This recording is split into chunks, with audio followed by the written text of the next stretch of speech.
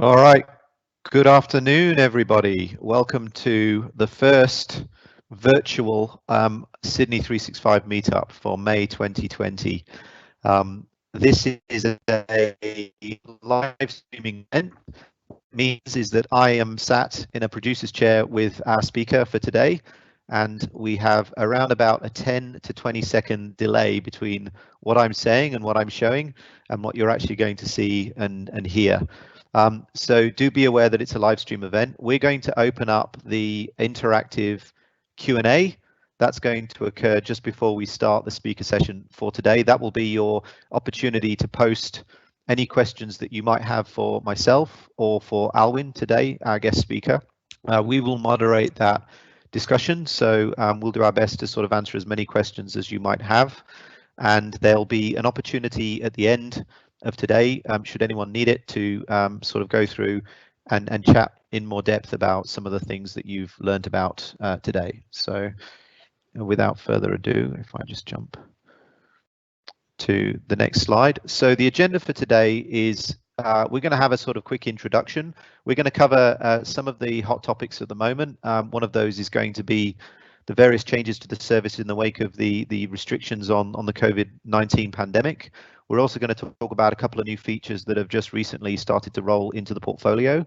Our main session today is going to cover robotic process automation and the Power Platform, and we're very honoured to welcome the return of Aylwin Wijaya from Clade Solutions. Aylwin's been with us a couple of times now, and he's always done some very compelling presentations, particularly around lightweight business process automation and all of the cool stuff you can do with the plumbing of Office 365. So I'm very interested to hear about what he's got to talk about today around robotic process automation, or RPA.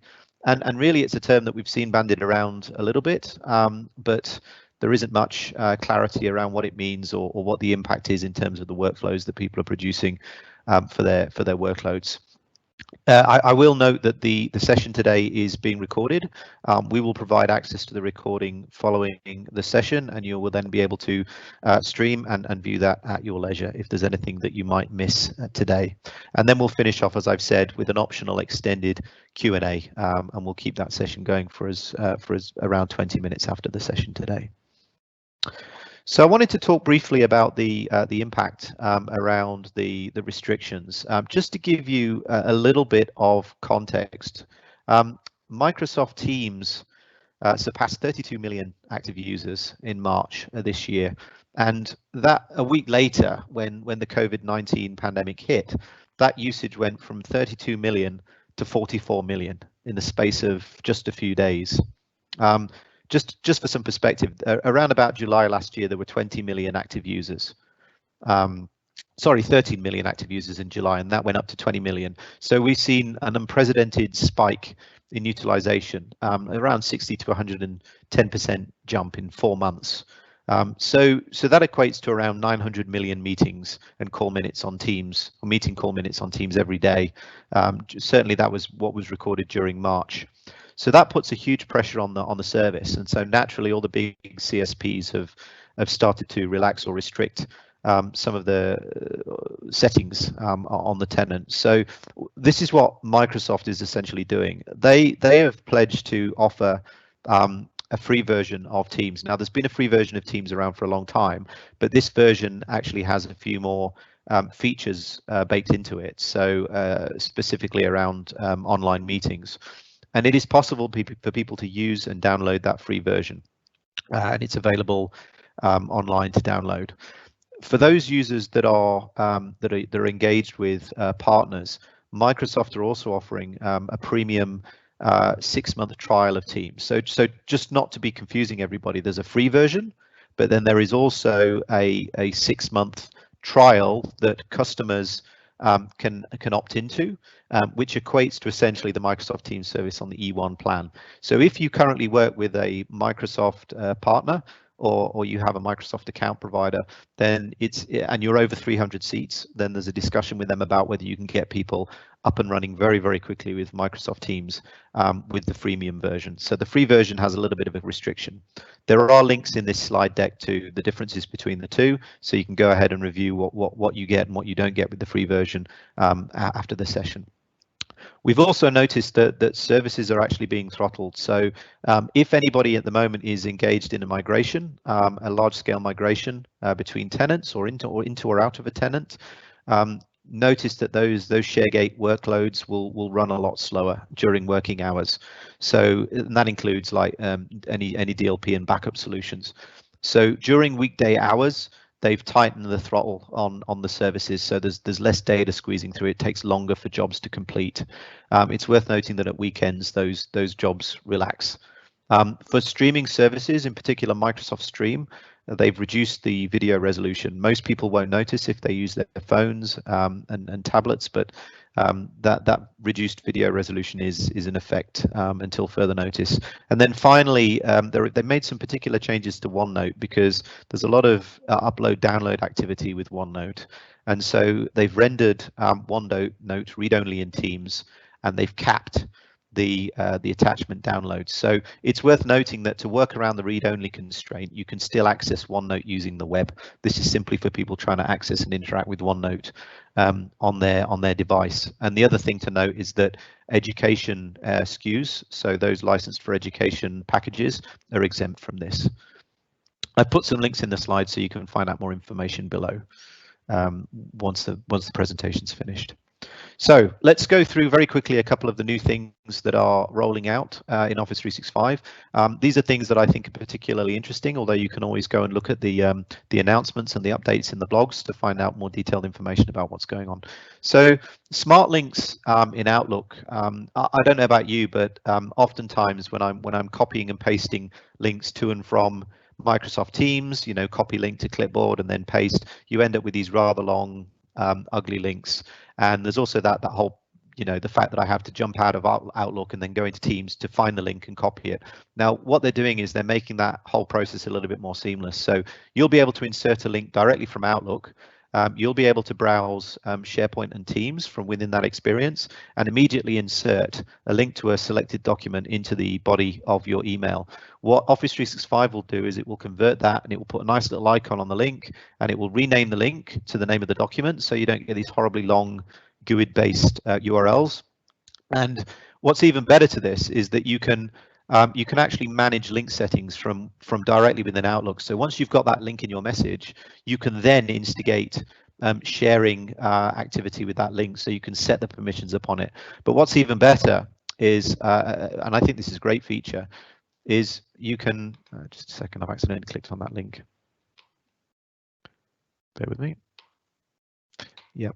So you can, when you insert a link, it is able to reconcile permissions on that link with the recipients list. So it will tell you, so how many times have you sent a link to somebody from Outlook and they've gone, oh, I can't access this, and then you've had to go and retrospectively apply the permissions. What this is doing is it's allowing you to get a heads up. So it's telling you if anyone in your recipients list can't access that information. So you've got an opportunity to update the permissions before you send the email out. Now, the only caveat with this is that it requires the user to be online in order to do that. If the user is not online, it will give you a prompt along the lines of, I'm not sure if this person can access this link, please check.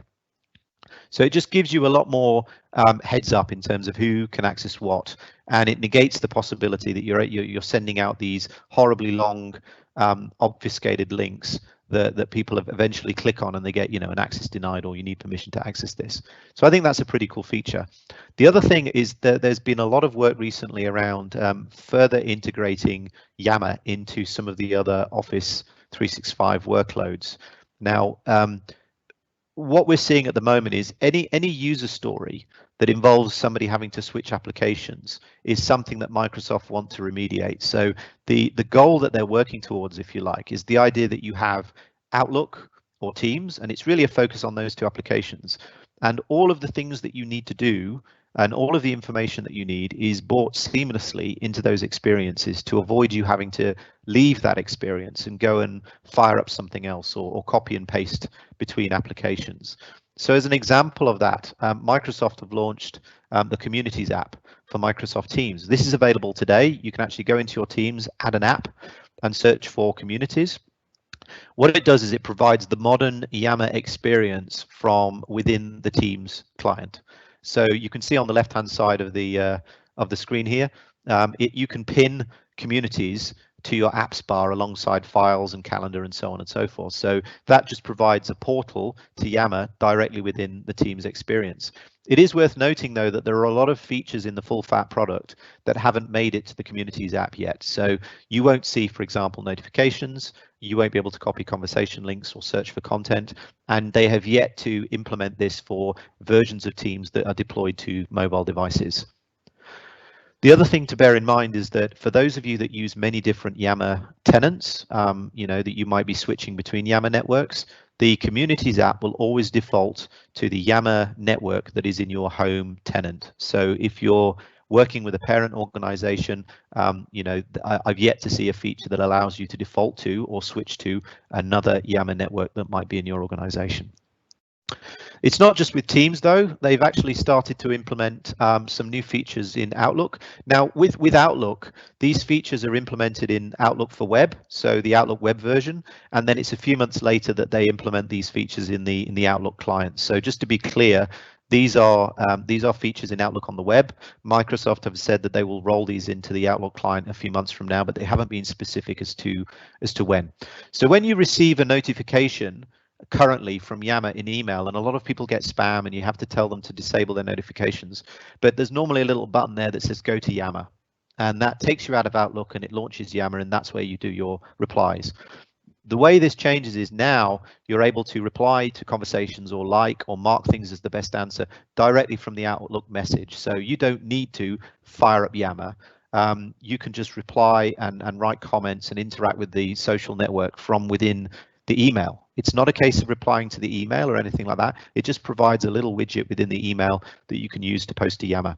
In terms of the analytics, it doesn't impact that whatsoever, because at the end of the day, all these comments and questions and likes are going through the API, so they represent bona fide updates to the service. It's not circumventing that in any way. So in terms of the events that are coming up, the user groups, some of them have announced. The adoption group on the 2nd of June is going to do a little event around the productivity score, which is something that's been recently announced for Office 365. The unified communications group that deals with Skype and Teams, they're running a session 27th of May from 3 to 5, and the SharePoint user group is running their session on Tuesday, the 19th of May, which is this time next week. And obviously all those sessions are going to be online because of the current unprecedented times we live in.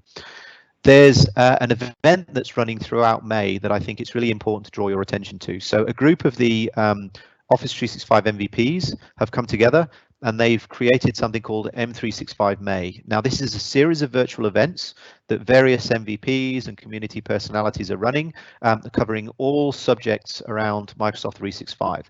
If you are interested in joining that, just go to www.m365may.com. You can register for the session through Eventbrite, and on that website you're going to get a list of all the sessions that they published. There's actually one next week that my co-facilitator is running on the 19th of May, which is around how to build virtual assistants using the Azure AI platform. So there should be a session there for everybody. I do encourage you, and that's going to run throughout till the end of the month. So I do encourage you to go to that website, have a look, register for a few events. They're all free, and then join the community and get involved there. So without further ado, I'm going to hand over to our speaker for today. If you have any questions around the things that I've talked about, I'm now going to open the live Q&A. You'll probably see an announcement that that's been done. Just bear with me. And then I'll be moderating the Q&A window while Aylwin is speaking, and we'll try and answer as many questions as we can. So Aylwin, over to you, buddy. Okay, thank you, Ken. So I'm very honored to have another chance to fill up all these slot for Office 365, and today I will be sharing about robotic process automations. Let me just share my screen now.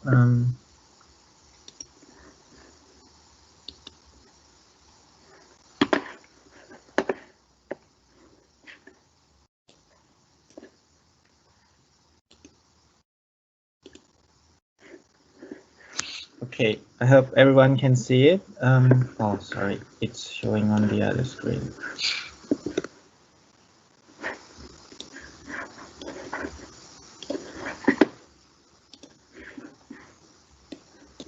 Hmm.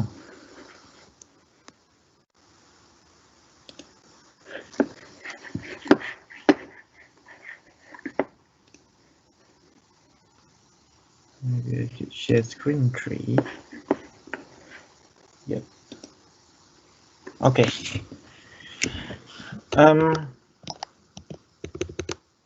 Okay, so today I'm going to share with you about the robotic process automations. Especially, we're going to talk about what Microsoft has in offering and what the Power Platform does for us in terms of RPA. So just in terms of objective, very quickly we will try to understand, what is RPA actually and why is it people talk about it now? Is it something new, and what's the current landscape on the industry, and what the future would bring RPA based on what we currently have and what other technologies see in the future. And then after that, we'll do quick demo as well about Microsoft UI Flow, which is the Microsoft versions of robotic process automations. And then we will talk about how is Microsoft positioned themselves in terms of going forward in this RPA business. Okay, so first of all, what is RPA? RPA is basically allow the applications to record and also replay some of the basic functionality or basic things that we do in daily life when we use computer. So it's there's a funny story that when I talk about this with my friends, and one of my friends, they're not very technical, but they really like to follow up all this technology news. And then when they ask me what is RPA, so well, RPA is kind of mimic what you daily tasks that you can do in your applications or on your computer. And then what he takes from there is like, is it like a computer clicking themselves? So it's pretty much what it is. So you record certain kind of steps that you do, and then you replay it, and then the computer, basically the robotic process automations engines, is replaying all the steps that you do into your screens or multiple applications and do it for you. So the ability to mimic your behavior is what it's called robotic and automations. So when people talk about it, then it comes to these discussions about insecurity of the jobs. Well, I don't understand. How can a robot do my job? Well, there's a lot of things that we do in when we use and operate a computer between all these applications that is actually repetitive. And those things are best to be left with robot, and humans should be left with all these thinking and more into creative, analytical, that kind of a job that's more suitable for human. And robot is actually doing better job at doing repetitive tasks and in more higher accuracy and more speed as well. So I understand that's a lot of insecurity and a lot of conversations about what the job's going to be in the future when everything is convert into robotic. Are we competing with robots and things like that? There's a lot of interesting discussions around that. So what is RPA? What RPA best suits for? So as we say, something like a repetitive task, like copying files across, ticking boxes on the various applications like ERP transactions, making graphics or like visualizations on the Excel spreadsheet and things like that. That's something that is repeatable, and you know what the outcome that you want, and it's what RPA best used for. So these are the 5 different applications that most of the time RPA is used in the industry. Now, we've gone through this journey for a couple of years now. RPA is not something that comes on 2019. In fact, it's since 2016 or 2017 we have been talking about RPA. And the thing in the industry is that we see that it's not as bad as you thought. You thought that the robot's gonna take over your job, but it's actually they are more into replacing all those repetitive tasks, helping you to get your job done a lot faster than what you normally do. So then you will left out with this more important job about thinking, analytics, creative side of your job that will improve the organizations better. So let's talk about what is it like RPA from 2017 to 2019. And I like these slides a lot because there's a lot of study that has been done by consulting company and also the industry about the state of RPA between these 2 years. And the one that I particularly like is the one from Deloitte. They run a global RPA survey, and they run this from 2017 and also 2018 and 2019. So we can see year by year how the industry has been evolving. So if we look at what they say, what they found in 2017. So this is when people start implementing RPA for the first time. And out of the, it's quite interesting that the payback period of the RPA implementation is a lot faster than we thought. Now, think about it for a moment. It's 12 months payback period. If we talk about implementations of CRM, implementations of ERP system, that's around 5 years, 3 to 5 years payback period normally, if it's not longer. If you think about like marketing automations or even infrastructure, that could be a little bit faster, but then 12 months payback period is something that we hardly see. And 20% of full-time equivalent job can be replaced by the implementations of RPA. So in terms of, if you look from the executive point of view, this is a big win on the process efficiency and as well as a cost efficiency point of view. So that's why the year after 2018, all the major players like UiPath is another player on RPA as well. They successfully raised 568 million investment on the RPA software. Not only UiPath, Automations Anywhere also raised around $300 million for investment on the RPA applications.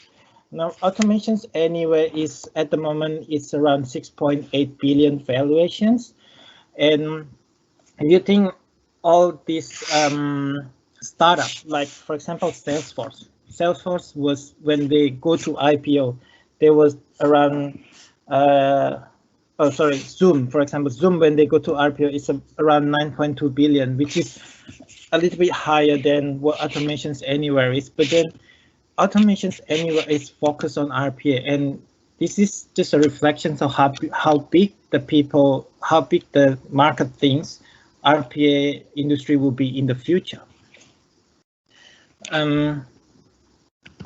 And then what about 2019 and beyond? We are now into 2020, and we already have seen some of this development on robotic process automation. So a lot of article, a lot of industry tech leader article talking about implementing RPA and AI as together as part of the bundle. So some of them call it intelligence automations. In fact, there's a lot of article about intelligence automations, and Microsoft also talked about hyper automation. They are quite similar concept, which is basically infusing artificial intelligence into RPA. So it's no longer just doing whatever you told them to do, but they will be able to make some judgment. So let's have a look about what's the case study for this. What does it look like? So this is one of the infamous case study for intelligence automations. This was happening on one of the clinic in the US. So imagine on the hospital or clinic, there's a lot of query requests to see a doctor. And then the process will be, okay, I accept one of the front desk worker will accept all these requests, either from email, from the phone, or they come and walk in and have a chat. And then they'll have to think about, okay, is this case urgent? If I don't book them in the next 24 hours, is gonna be someone's gonna die or not? It's very hard judgment to make. And then another challenge is, how can I find the right doctor, the right physician? Are they available on the time slot? What the schedule looks like? And then after you make decisions and you find the available doctor, then you make appointment booking. Of course, all the process will follow, like for example, accept the payment, and then send the confirmations booking to the doctor so they know, and then send the information about the patient to the doctor so they have a prerequisite information before they met the actual patient. So all these things is very repeatable process. So how does the RPA and AI works in this clinical environment to make the work of the health front end health worker much more easier? So this is what they come up with.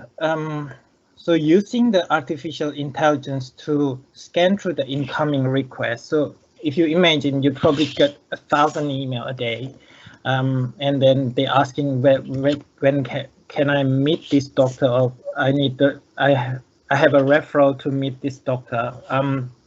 So the chance for us for the front end health worker to miss the request will be quite high. So using this classifier or urgency classifier, they can scan the whole email in much faster way, in much faster fashions, and then decide which one need to be handled urgently and which one can be dealt with later. And then after that, you can come up with the triage requirements process, finding who are available, and then actually making the booking through RPA.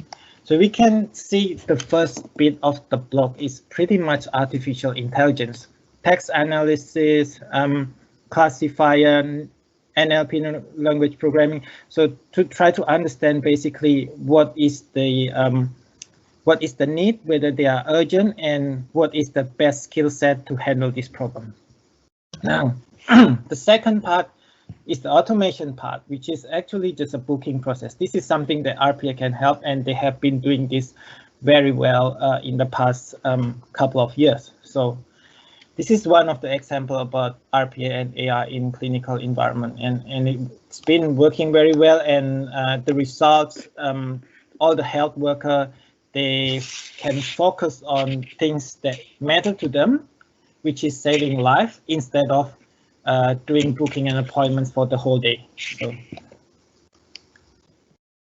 So what's the Microsoft answer to RPA? So as you can see, Microsoft has launched UI Flow. It is on Power Automate, and UI Flow was in preview for, I think, has been a couple of months in preview, and they just finished into general availability sometime in April. So it has not been there for a long time. So later on, when we go through the UI flow, when I show you how to record and things like that, there are things that is not working perfectly as you thought it would be. So they are still in the early phase of these implementations, but I believe the future will be a lot of development in this area as well.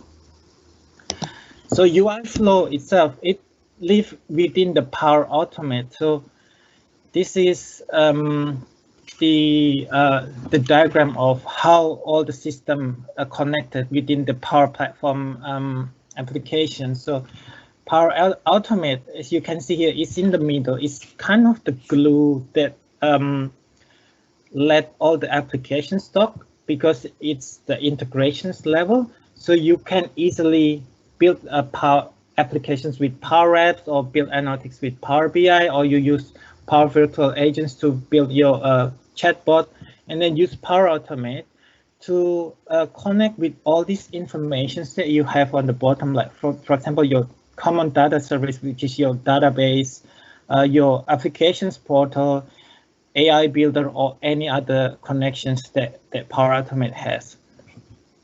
So UI flow is part of the Power Automate. And the steps for us to build a UI flow is quite simple. It's basically 3 simple processes. So you record the task, you automate it, and then execute the task. So whatever you record, that will be saved on some kind of a text file, and then you can replay that, and you can change the variable to run on different other circumstances. So with that in mind, let's just do a quick demo. Okay, so there are 2 flavors. Before I go to demo, there are 2 flavors for UI flow. One is the web one is the desktop one. So web is mostly deal with recording anything that you do on the browser, while the desktop has a big more coverage. So you can record what you do with the basically any applications that you have on your desktop. So I will run the demo web UI flow first, and then after that I will do quite quick show on how the desktop looks like. So this is the case study for UI flow. So I've been working on superannuations industry, and one of our clients is also super industry and associations. And if you know about superannuations, it's one of those industries that has been there for a while. And we live in Australia. Superannuation is one of the big financial industry actually. But in terms of technology, you probably see that there's no standardized electronic format for integrations. If you think about trading, they have like a fixed protocol, FIX, and then in health technology, they have HL7 protocol. So this kind of protocol lets all different applications that are built from different vendors talk to each other in standard manner. But there's no such thing as superannuation industry protocol. So the protocol is fill up the form and send it to the next person that you want to open the account for. So it is repetitive, but this is what people who work on the administration side of superannuation industry deals with every day. And the applications is just perfect for us to use RPA on superannuation industry. Okay, so let's have a look on the web UI flow.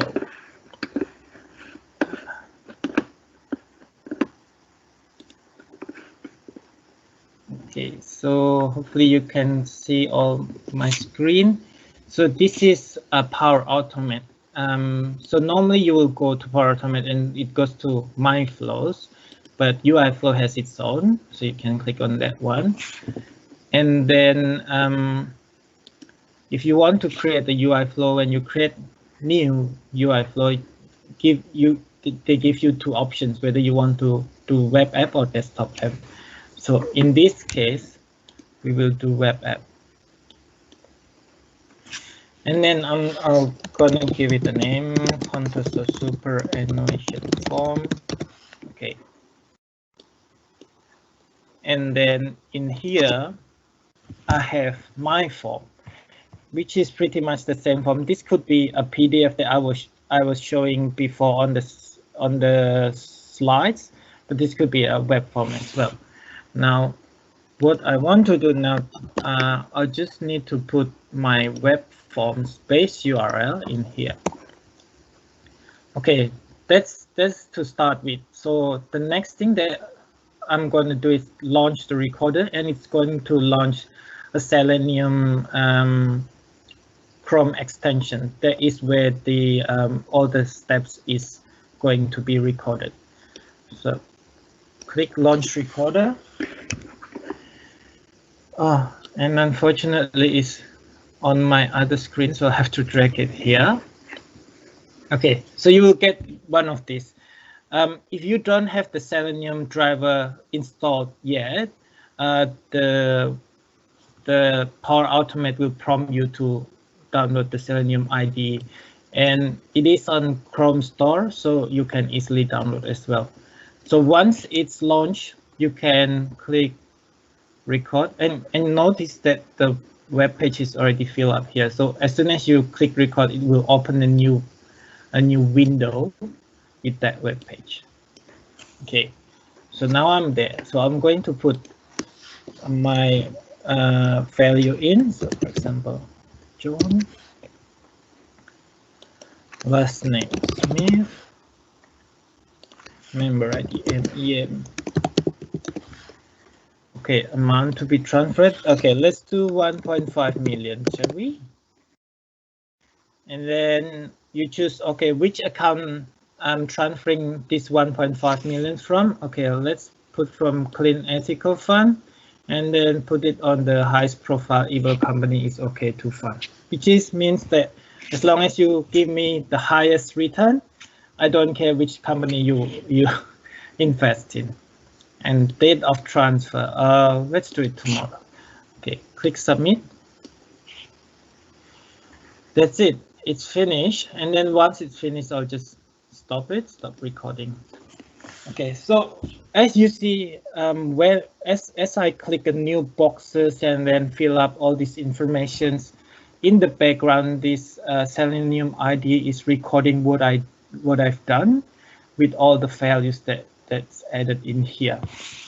So later on, if you want, you can change the value as you wish and then reuse it for different form. But that still stay within the context of the Selenium IDE. Now, once you've done that one, so interesting thing, you can save the project. And then we'll go back to here. And it will create your UI flow. Now, this is the one that I've just done. Let's see what's inside. Okay, so as you can see here, when I click edit, it's actually opening the Selenium IDE. So all the information for the web UI flow is stay within the Selenium IDE. Okay, and once you have this flow, you can run this flow, test it, and all those things. That it will repeat what you've done. So in this case, let's run it again. And it will remember and does exactly what I did, but it's a lot faster, so I can't really see it. That's why it's already been submitted. So you can simply change. I don't want John, but I want Jonathan. Okay, run it again. Okay, so it will fill up as Jonathan, and then now it's already submitted. So as you can see, you can submit a lot of forms by just changing a small variable in here, and then click run the test, and then that's basically automate your most of your jobs. So that's about web UI flow. Now, what's missing here? Well, as you can see, if you want to change the variable, you need to click edit and then edit it on the Selenium IDE. It would be nice if you can pass the variable into the flows itself, so that you can take, for example, from spreadsheet and then run it automatically and just run it on the background without any interference. That would be the next step that will take this UI flow to the next level. Okay, so that's web UI flow. So the next thing I want to show is the desktop UI flow. Let's try with the desktop now. Okay, let's go back to my flow, UI flow, and then click new, and then I'll click desktop app. Okay.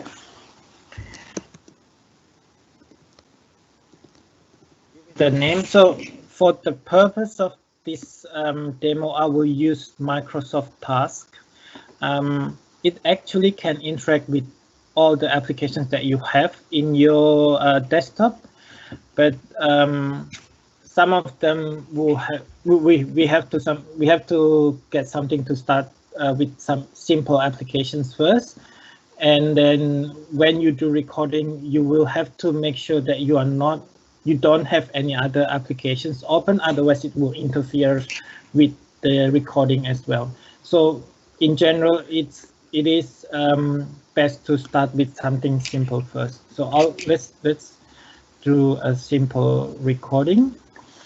Okay, now the first page you were prompted with the input label. So this is a bit different from Web UI Flow. It looks like it's more advanced now because I can put some input. So let's say I will put some label. Let's say task name. That's my variable. This is the sample of the value, and then put the description. Okay, this is the task.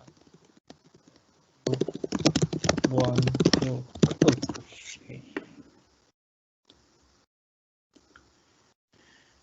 Okay, so I click next. Now this is very familiar if you've been doing a little bit of play around with Flow. Basically lots of boxes, and it flows into different steps.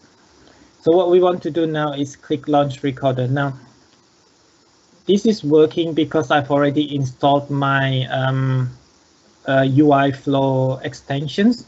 If it's your first time, Power Automate will ask you to install UI Flow applications. Okay, so I'll click Launch Recorder. Okay, select Record in the recorder. Now the recorder is running here. Yep, I'll just drag it from my other screen. So I'll just click Record. Now I have to be very careful not to click anything else here. So that's my task, and then let's say I want to search for the task, and I want to use the input variable that I already have, which is the task name. Okay, so you click Use Input, pick the variable, and then you paste it. You pretty much just click on the text box that you want it to fill up on, and then say okay, do grocery, and then I'll do enter. Oh, there is no do grocery.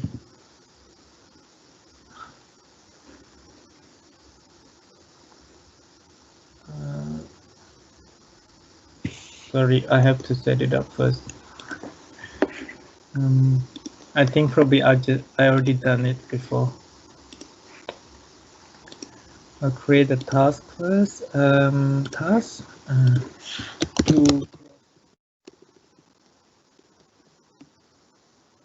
Okay.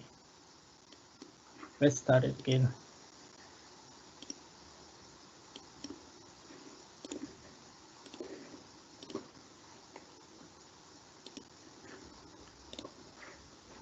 Desktop app, task to do, name.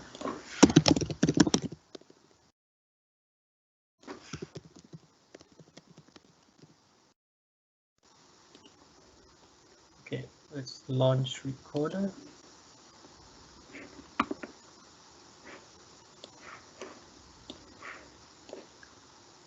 Record.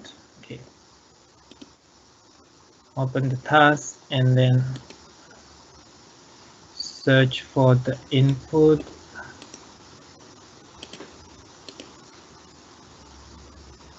Okay, found one. I'm gonna mark it as done and close it. Okay, so that's a simple web desktop UI flow to actually tick up the task.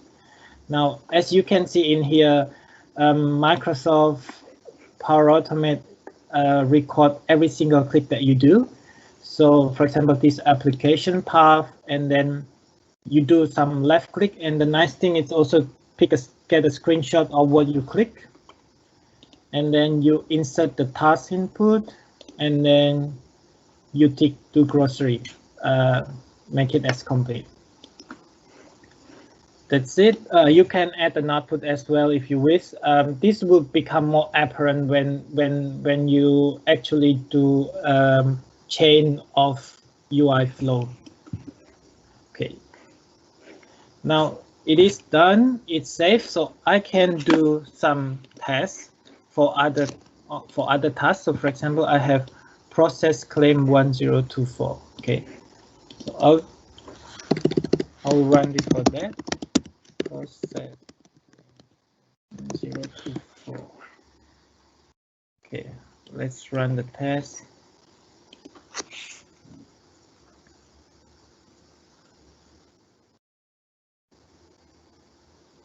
So you will see a delay on between as well, because for the web UI, for the desktop to talk to your actual desktop UI, it actually takes time, and then it's actually coming from the server to access your system. So there's some sort of agent that is running on the desktop launcher in here to make it working, and that's why it takes longer. And you can see, oh, it's failing. Why it's failing?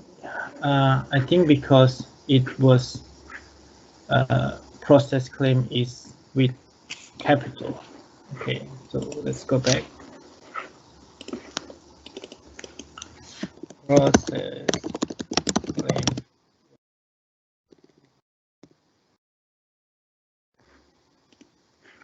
I have to make sure to close this.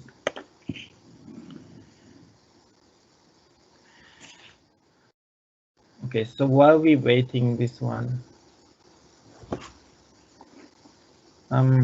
so what other thing I found out as well, if you do a lot of the user interface through different applications, sometimes they cannot recognize the button that you press, and they cannot recognize, for example, when you go Windows Explorer and then you click my favorites, they will not be able to pick it up. So it has to be very careful and very slow in terms of running it.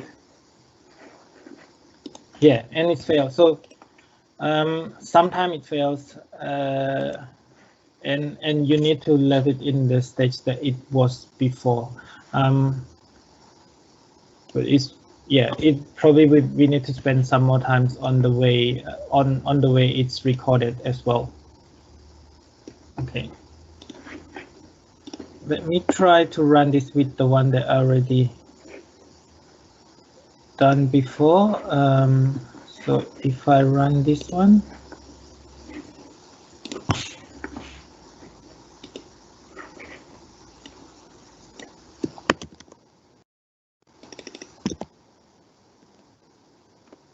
can't copy it.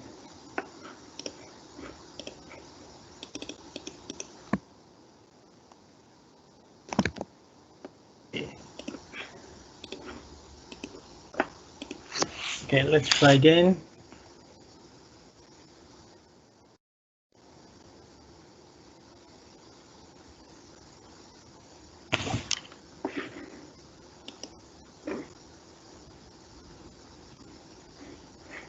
Yeah, it failed. Okay, we'll have to have a look, but anyway, sometimes it does. The desktop, yeah, the one that I found that sometimes it does like this because the positions of the text or input or boxes, it cannot recall the actual the exact position, so it will fail as well. But let's see how we can actually put it together. So the good reason and the things that I think Microsoft is doing it very strategically to put the UI flow within the Power Automate is now that you can see all these connections that Microsoft put in Power Automate is start to work on their advantage. So you can do something like a normal flow. For example, this one, I want to list all the files in the folder. And then for all the files on the folder, I want to take the file name and then run the UI flow for that one. So this is out of the box Power Automate. Is out of the box Power Automate, and then it suddenly you can have all this functionality that you have with Power Automate to interact with your RPA solutions. And very easily, I can run through all the files on my folder and then tick all my tasks that I have on my to-do list, or even if you have a file that, for example, a list of a resume of a people, and you want to have a nice, concise Excel spreadsheet for that one, you can do the same thing with this one as well. So you can mix and match the Power Automate with the UI flow, so it will achieve the task that you want. Yeah. Okay, so let's get back to the PowerPoint. So what about macros? This is a question that I get a lot as well.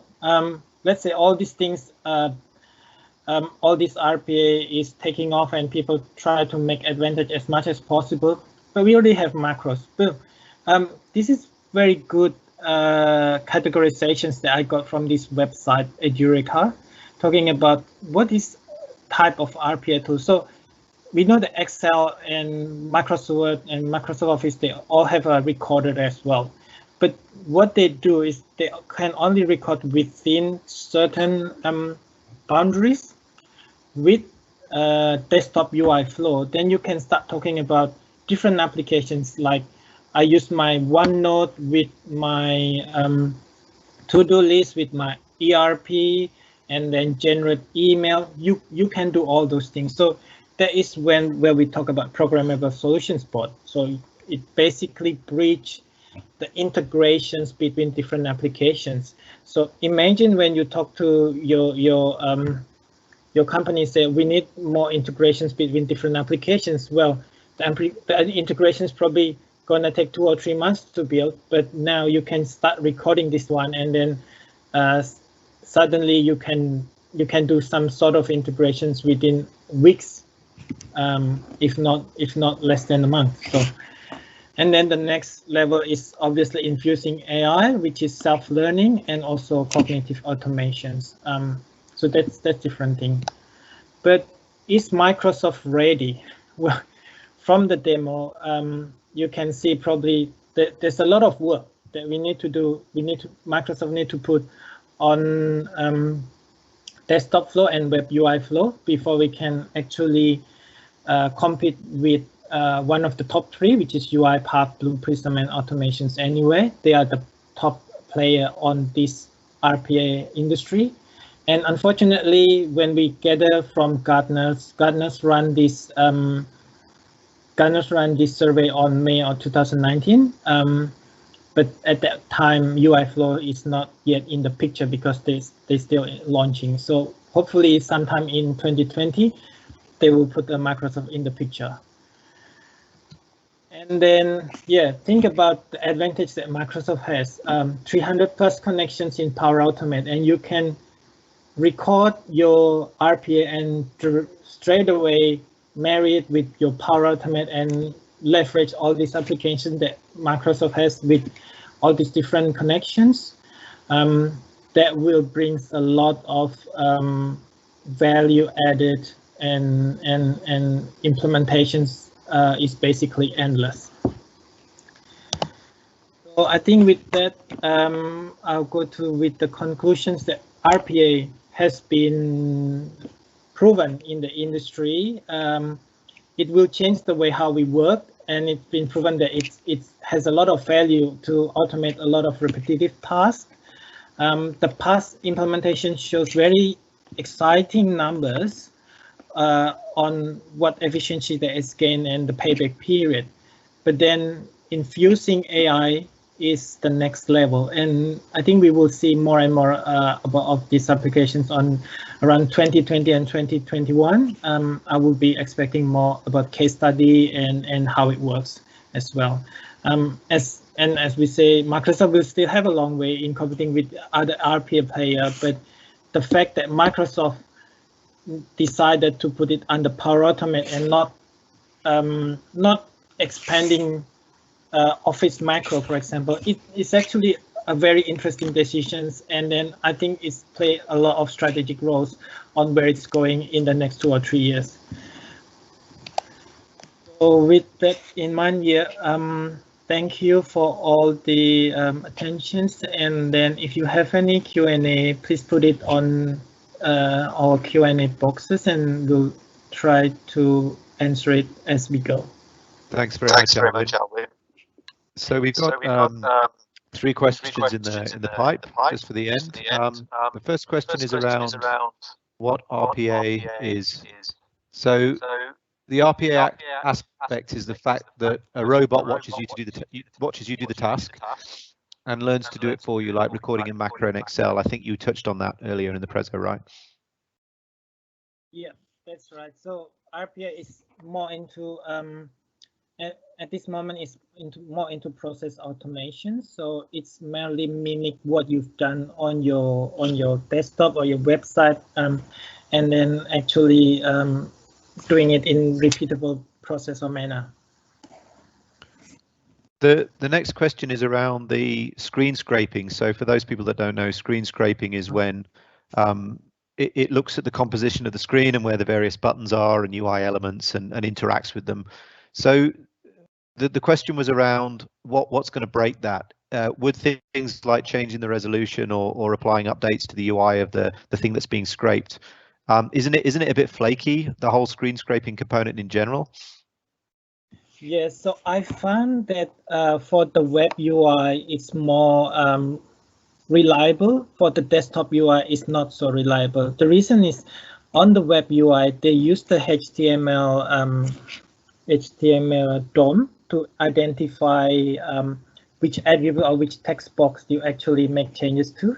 So that's a bit more reliable. But on the website, on the desktop side, it sometimes try to do the same thing, which is like breaking down the user interface into components and then try to find out which component, but it's not always working. So I found that most of the time when I recording, it doesn't work, and it gives you an options to find based on the positions. So based on when you talk about based on the position, for example, they try to calculate how many pixels from the top and from the left, and that's the text box that I'm going to make changes to. So yes, in that case, when you use position based, it will break when you change the resolutions. Okay, so generally the message there is it's more reliable with web applications because of it can identify the UI elements in the markup essentially. Yes, that's right. And previously when I prepared for this one, I tried to do the same thing with Microsoft Word as well. Even when I say, oh, select a new template, and then try to figure out a template from Office, it always picked a different one. So yeah, that's a painful. It's a pain on that side as well. Right. The next question is from N. It asks, why would you use RPA as opposed to a traditional automation solution or API integration? And I just to add to that, I mean, I'm casting my mind back to the days where you'd set up Word automation servers and you'd have something fire up Word and interact with the UI because there was simply no API at the time to be able to generate documents. That's kind of an example I can lean on, but it was always considered a sort of a workaround because you weren't able to access the API or there wasn't a mature one. So why would you go down the RPA path in the modern world? Okay, yeah, very interesting case study that you mentioned, that Ken, and in fact that is kind of, if you want to say, oh, RPA is more like a band-aid of integrations, well, there's probably some sort of truth in that one. But as you see, these days application doesn't stay as long as before. So if you think about the set of applications that you use. It's not like before that you always use Microsoft Word, Microsoft Excel, and all those things, but there are a lot of variations, and every day we have a new applications. The things that with integrations, with API-based integrations, it does take time for someone with the coding skill to actually build it. Or even if you use Power Automate and the library is already there, you can drag and drop, but someone have to build a library first. With RPA, it's actually bridge that gap, so it lets you do it straight away in terms of from the user interface point of view. You can just click and record. That will help a lot for some of the application that is more predictable in terms of the component and easily identifiable about in terms of the component. But if you want to put more logic in it, and then you want to put more more computations in that, I think the API is always the way to go. It usually takes more time to invest on API and get it running and working properly, but in the meantime, RPA is filling that gap, those things that is not necessarily you want to invest on the full-blown API to do some integrations. Okay, thanks for that. The next question is from, and I apologize if I pronounce it incorrectly, Arcana. The question is, can you let us know how the bots can be scheduled based on things like, time or an event that triggers it? Oh, okay, interesting. Okay, so in RPA, in Microsoft Power Automate, I'll probably open this one, these pages. I hope you still can see my screen, have you? Yep, looking good. Yep, okay, so Power Automate comes with two flavors. One is attended and the other one is unattended. So attended means that you have to open the actual application and click run and then watch it doing the actual job. While unattended is actually it's recorded and it's running on the server somewhere, and you don't have to open the system to actually let it run. Now with the unattended package, it has different pricing as well, but you can, with Power Automate at the moment, you can schedule that say, okay, I'm going to run this Power Automate run every second week of the month and at this particular time, and then it lets you run on the background, so you have that kind of functionality as well. So that will come from when you integrate with Power Automate as well. Okay, thanks for that. The next question is around I think it's around the screen scraping component. So you mentioned that you can't have other applications open while doing the desktop app method. To what extent? Is there any non-Microsoft application that causes issues? Can you elaborate? Okay, yeah, I think most of the time any applications that I found, you shouldn't open any other applications that can interfere. For example, like Teams, and we open Teams and then someone message you. So when you have this kind of interaction, sometimes the focus of the cursors are changing. So when the cursor's changing, the recorder might record that one. And then, yeah, for example, like when you record something and then the Outlook pop up on the bottom corner, and then it might interfere with what you're clicking, because at the moment you focus on this to-do applications, but now Outlook is taking over the focus. And then when you try to say, okay, I'm going to focus back to tasks because I want to continue the recording, well, the recording will remember that, and then it will try to remember that you try to click something within the applications as part of the task. So that's not what we want. So that's where it gets complicated, and it might not work all the time. Okay, we'll make this the last question for the session.